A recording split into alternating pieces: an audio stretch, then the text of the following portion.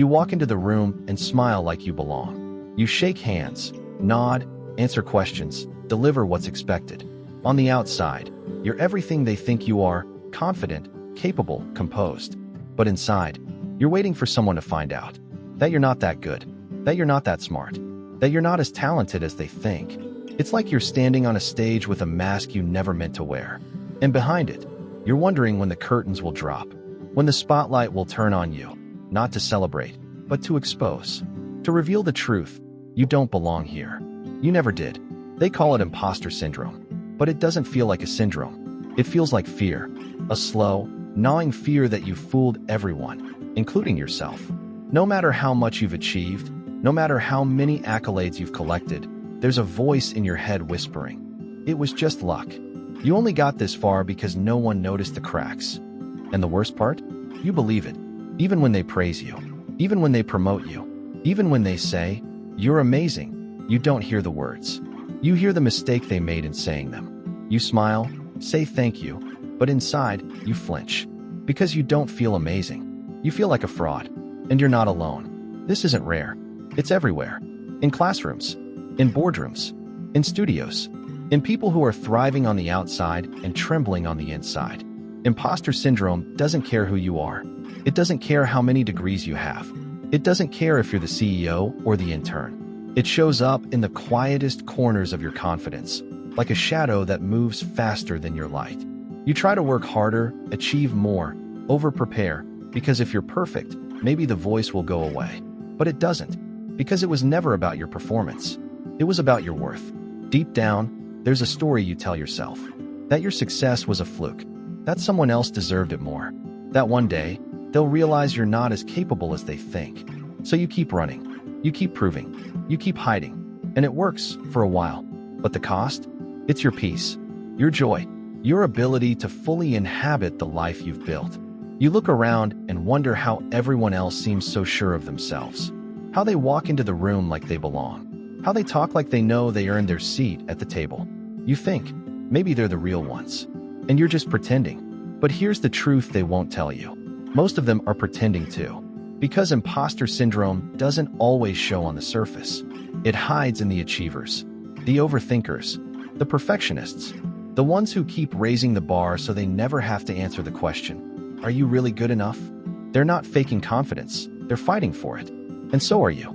That tightness in your chest when someone compliments your work, that urge to explain why you're not as impressive as they think, that instinct to say, "I just got lucky." That's not modesty, that's fear talking. And it's been talking for a long time. Maybe it started in childhood.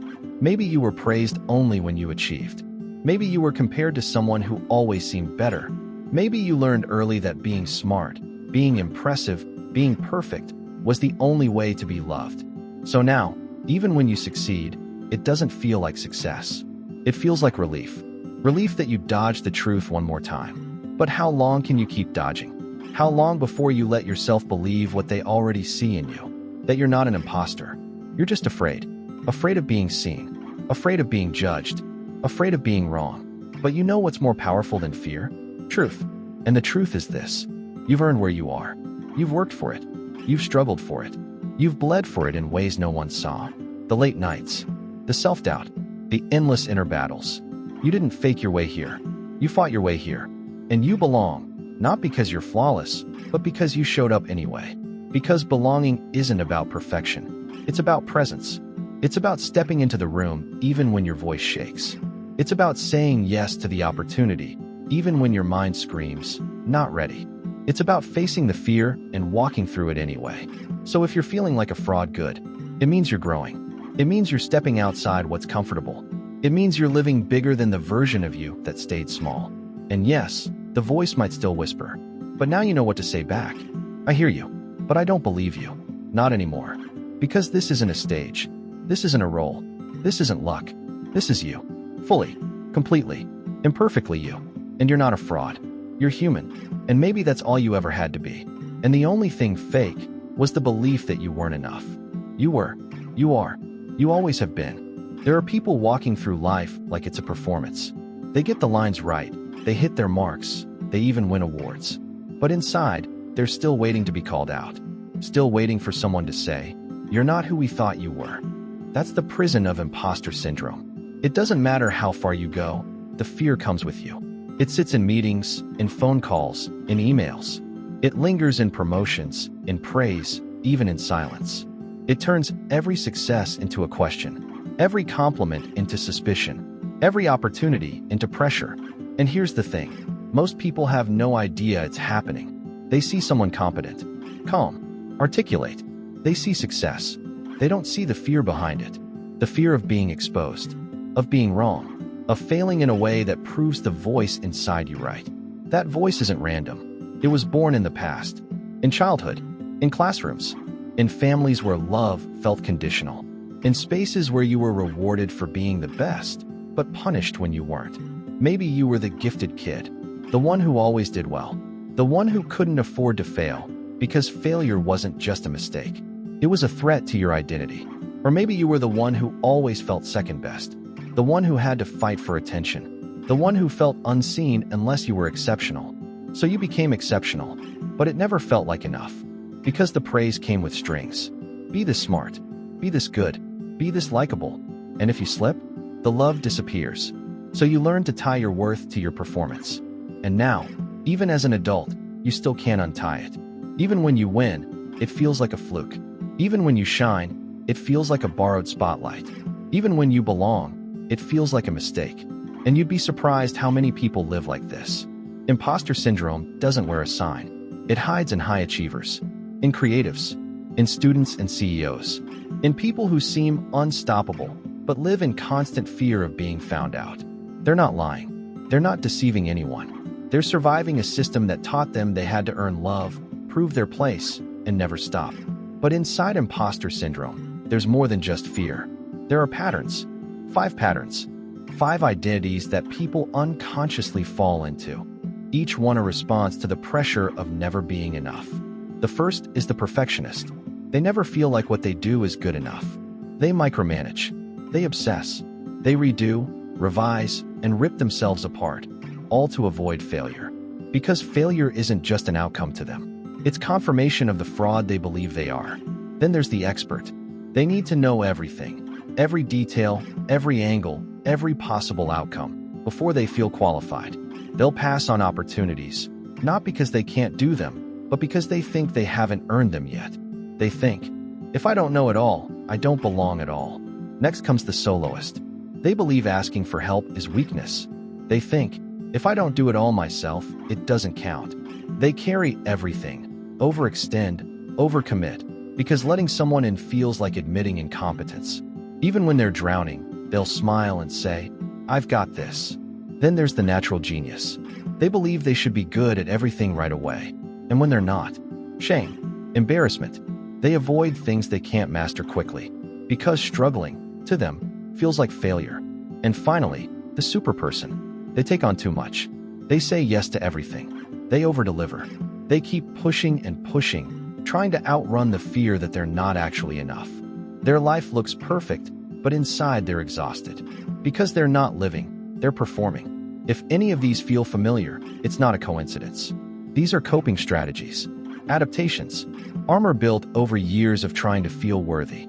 They served a purpose once. They protected you. But now, they're suffocating you. Because no amount of success will fix a story that says you don't deserve it. You can't outrun a belief that's living inside you. You have to face it. You have to look at the story and ask, who told me I had to be perfect to be loved? Who made me feel like struggle made me less worthy? Who taught me that being wrong meant I didn't belong? That voice inside you, it's old. It's outdated. It doesn't belong to the person you are today, but it still echoes, because you never challenged it. You just debated. But now you can question it. You can start rewriting the script. You can say, I can succeed and still be scared. I can try and still fail. I can be enough, even when I'm not everything. That's not weakness. That's freedom. Because real confidence isn't about being certain. It's about being okay with not knowing and still choosing to move forward. It's about saying, maybe I don't feel ready, but maybe I am anyway. That's how you break the cycle. Not with perfection, not with more achievements, but with truth. And the truth is this. You are not your resume.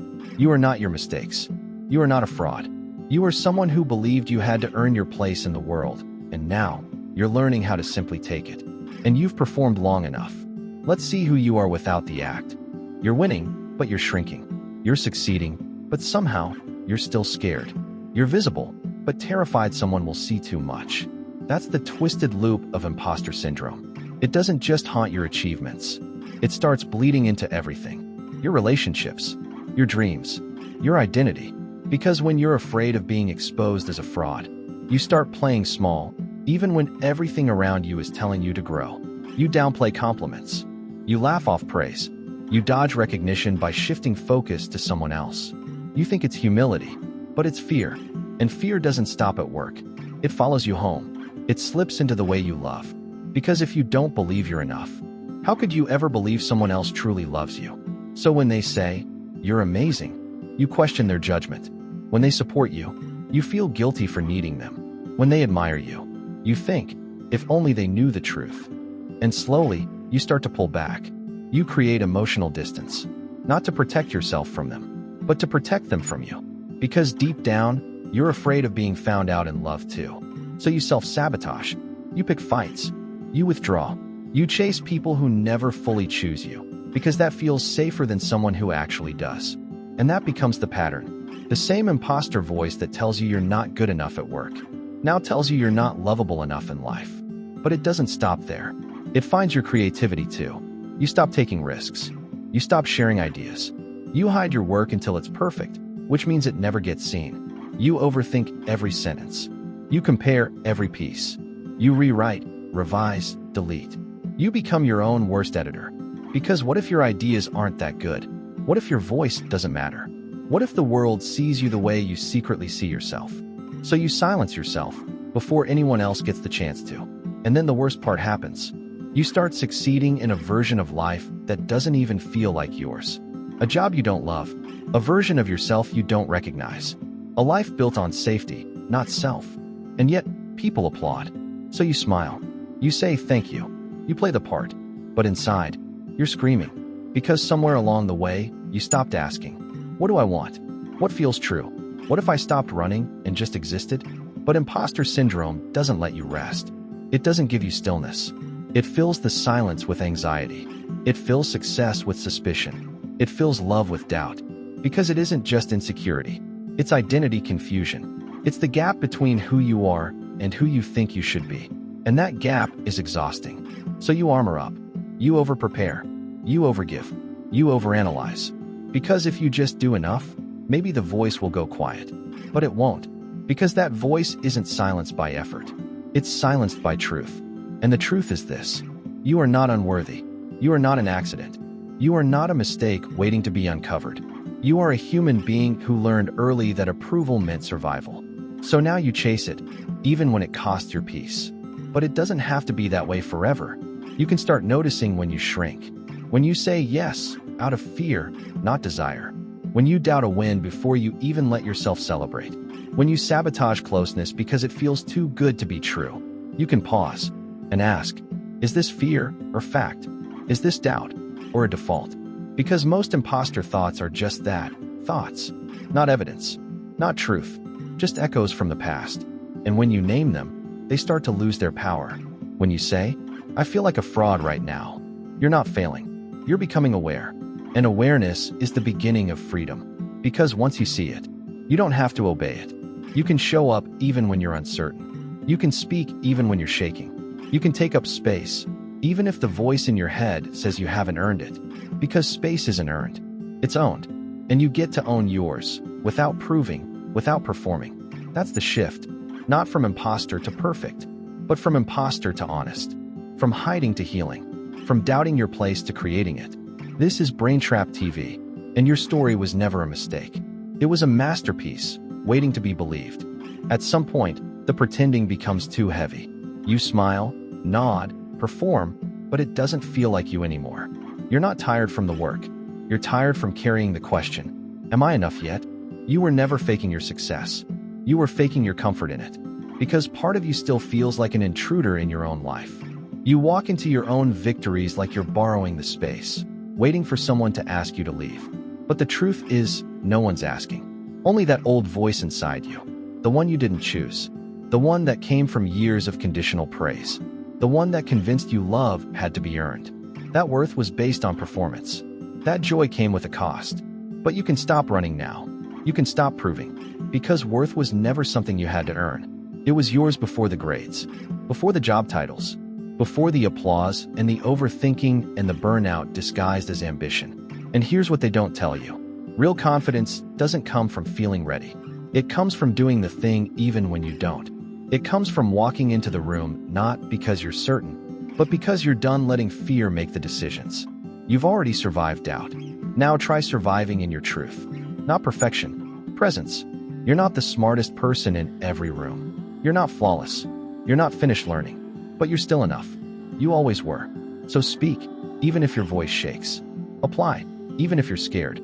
Show your work, even if your hands tremble. Because the only difference between you and the people you think have it all together, they're scared too. They just stopped letting that fear define them. And you can too. You don't have to shrink to fit in. You don't have to become someone else to be accepted. You don't have to perform to be loved. You can just be. And the people who matter, they'll stay. Not for the version of you that's polished and bulletproof, but for the real you. The one who finally said, I'm done running. I'm ready to believe it. Because imposter syndrome is just a lie that stayed too long. And today, you get to let it go. This is BrainTrap TV, and you didn't fake your way here. You fought your way here. And now, you get to stay.